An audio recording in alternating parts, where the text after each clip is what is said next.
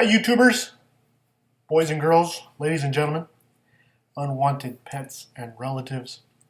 It's Mr. Palumbo here, and today we are going to discuss political attitudes and ideologies. Now before you click off of this video and say, geez, this is going to be a real yawner, it's important to know what your political philosophies are. And what I hope to share with this video is I hope I can give you an array of different philosophies and attitudes towards government and economics, and maybe you can use these ideas and this information and come up with your personal philosophy. With the elections only a year away, I really feel like it's important that people know where they stand on the issues, and then they can make an informed decision. Remember, a republic only functions with an informed and knowledgeable and engaged citizenry. And if you've seen the things on YouTube lately, I'm a banana, I'm a banana, I'm a banana. Look at me move! Banana power. That video's got like 45 million likes, by the way. It's just, I think it's safe to say we need to focus on political things with the election coming up and maybe put some of these other things aside, or we could be in big trouble. I know you guys think politics is boring, economics is boring, everything you say is boring, Mr. Palumbo. I know. I get it all the time. But this is serious. These people control your lives, your money, where you live, what you can buy, what you can't buy, what you can breathe, what you can't breathe, what you can eat, what you can't eat. So, let's put down the banana and let's get started.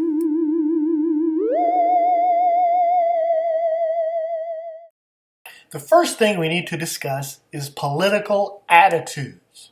Okay? What I want you to remember about a political attitude is two things. There needs to be some kind of change in society, and how fast should that change occur? How much speed? So think change and speed. Speed's what we need. We need greasy, fast speed. On the extreme left of the political attitude spectrum are the radicals. They believe that great change needs to happen immediately, and they often resort to violence in order to try to effect this change.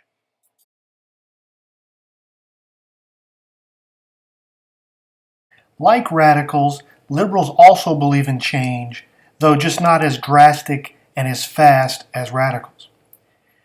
Liberals became prominent in the 1960s when they challenged the traditional roles of women, minorities, and other so-called maligned groups. Liberals also tend to favor environmental causes, and liberals favor government intervention to try to effect change. And then there's the moderates. I don't have much to say about these guys. They're neither liberal nor conservative. I would say most of the country would be considered moderate.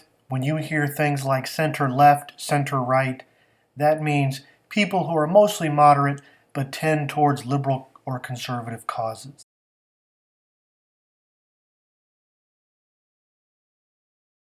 Just like the term implies, a conservative is someone who is slow to change, not very outgoing, not very prone to protest, likes things the way they are. Conservatives like to uphold traditional values of society, traditional roles for women. They don't like the government involved with their lives economically. They also are very patriotic.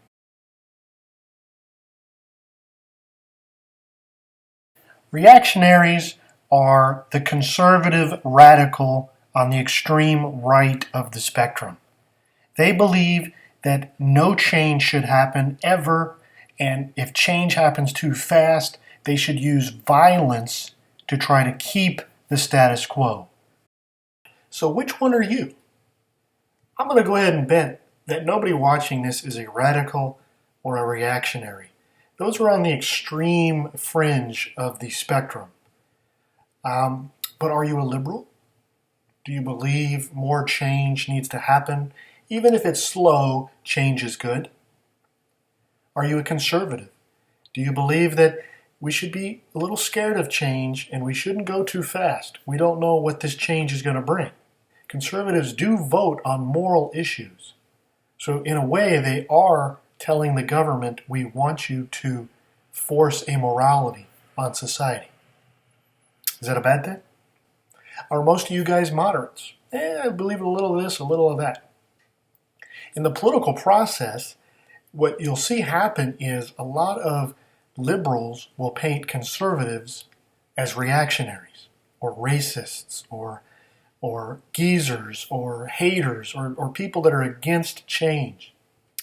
And what conservatives will do to liberals is they'll say they're a bunch of wackos, they're immoral, they're definitely outside the mainstream.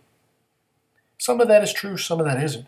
What you will see is political attitudes aren't as easy as I am describing them right now.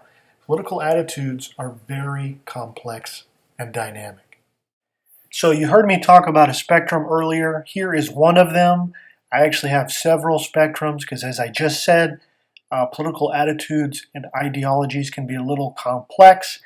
But notice the middle arrows to the left is the social change. The further left you go, you're a radical. The further right you go, it's the status quo and how much you want to keep the status quo.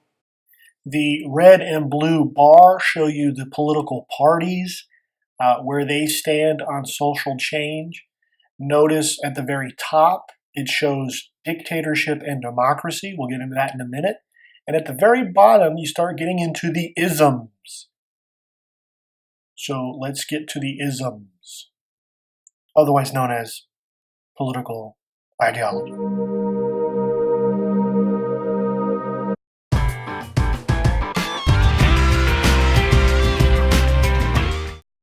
Communism, which is on the far left of our political ideology spectrum, values equality over personal freedom. So they seek to make a society where everyone is equal, nobody's rich, nobody's poor, everybody is happy. So how to do this? They have the government control all the means of production and distribution of goods and services. That means no private ownership.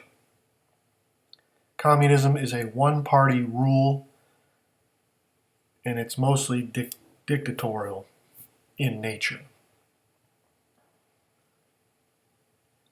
So this is Karl Marx writing in the 1800s, and this is from his Communist Manifesto. He says the theory of communism may be summed up in one sentence: the abolition of all private property. So in communism, nobody owns anything.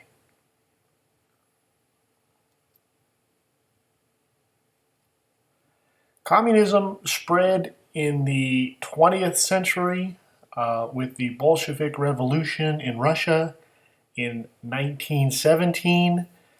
It spread to a lot of poor countries during that time. People were attracted to this idea of everybody is equal, nobody is in need. However, communism, however it looks on paper, in practice, it has been a complete failure. It has often led to increased poverty, political oppression, needless death, and market failure. And communism is largely discredited today. The only nations that are still communist today are Vietnam, North Korea, Cuba, and China. And China has abandoned a lot of its communist ideology. So they have a lot of free markets going on. I think they're communist in name only. Many scholars argue that over 100 million people have perished under communist regimes during the 20th century. And that's not even counting all the other totalitarian regimes such as fascism. So it's safe to say that communism is the worst political ideology ever.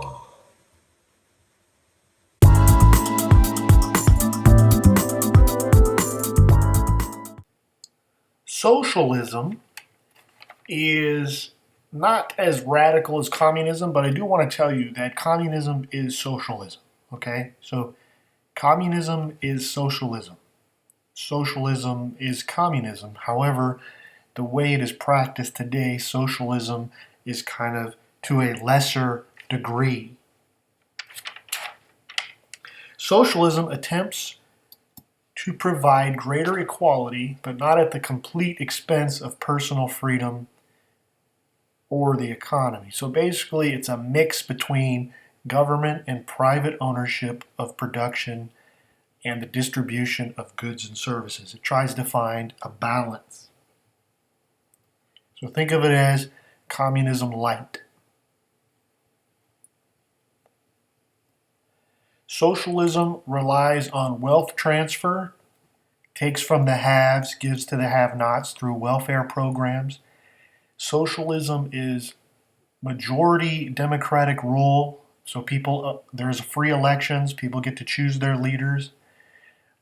In socialist countries, the economy grows, but it's slow because of all the regulation and disincentive caused by government interaction with people's goods and services and choices. However, today I would argue that socialism is the most popular political ideology implemented today. Most of Western Europe is Democrat socialist, and even good old US of A, I would say we are heading down the socialist path. So socialism is definitely the most popular today.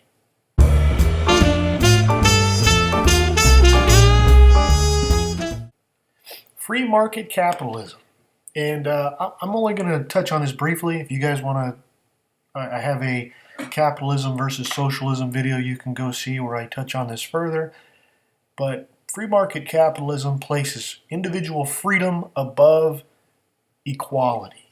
So the individual citizen is sovereign. He has freedom to choose what he wants to do with his life and where he wants to spend his money.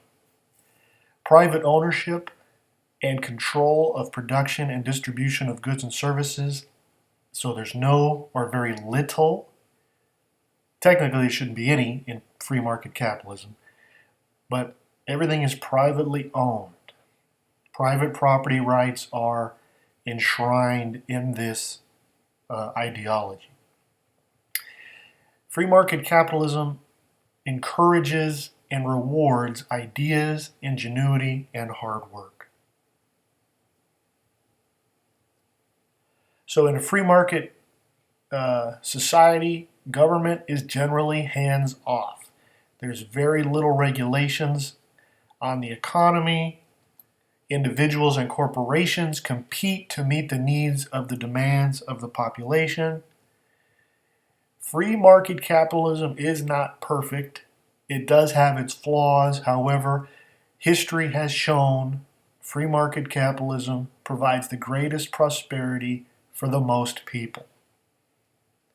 However, critics do claim that it's unfair and it's unjust to the poor and less fortunate.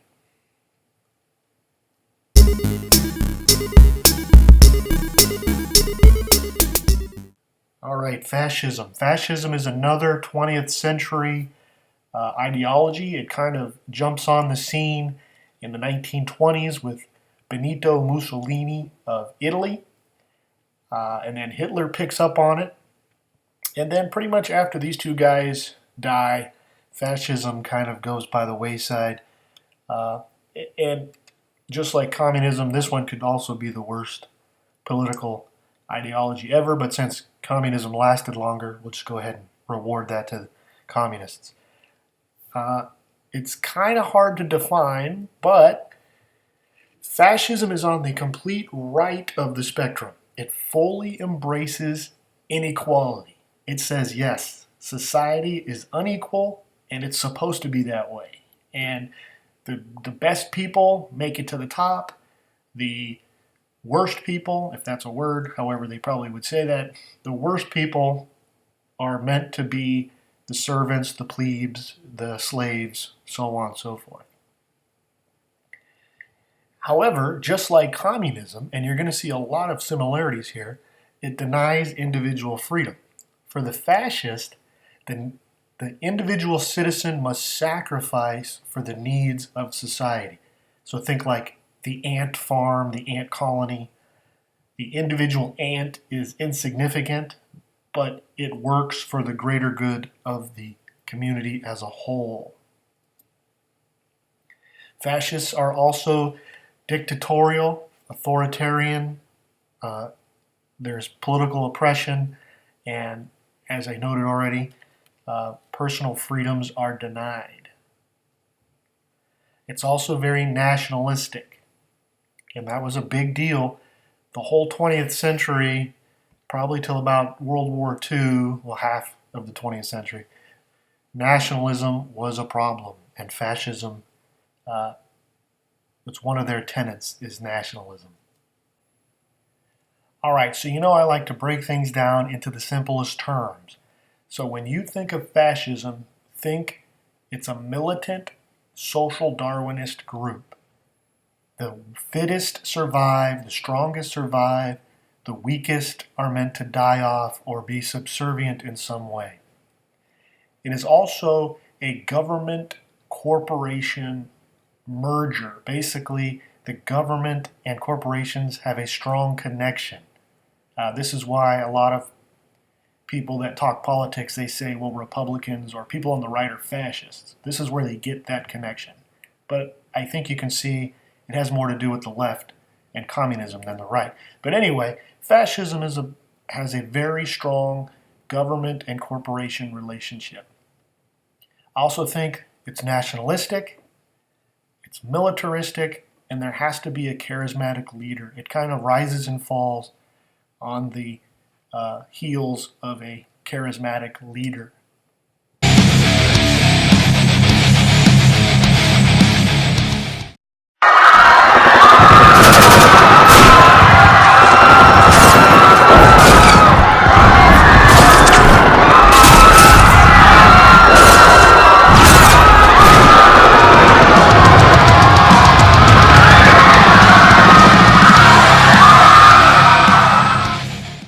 Okay, so here's our next spectrum. Notice it's a liberty-tyranny spectrum. So the further left you go, there is tyranny.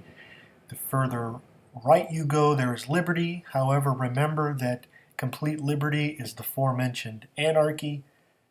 But I also want you to notice that the further left and the further right you go, it actually becomes a continuum where there's not much difference between the two ideologies. Both the extreme left and the extreme right have charismatic leaders. They have policies that are mandatory, political oppression, and they use intimidation and propaganda to prop up their ideologies. As I noted earlier, communism and fascism and obviously anarchy are discredited ideologies. All they bring about is death and destruction and misery overall. But socialism is on the rise. My argument would be, after the end of the Cold War, capitalism does not have an antithesis or something, an enemy or a contrast to really compare itself to. What are your thoughts? Are you okay with socialism? Do you believe that as a society we should try to achieve the most equality possible? Or maybe you're a capitalist and you believe that good hard work and ideas and people's ingenuity should be rewarded and they should be able to keep the fruits of their labor. It's a continual discussion. It comes down to freedom or equality. Do you want the most freedom, or do you want everyone to be the same, or everyone to have nearly the same thing as everyone else? That's the question. And when you vote, you're not only voting politically, you're voting economically. The two are one. Ronald Reagan once said, you cannot control the economy without controlling the people. I hope you enjoyed the video. See you next time. I like it!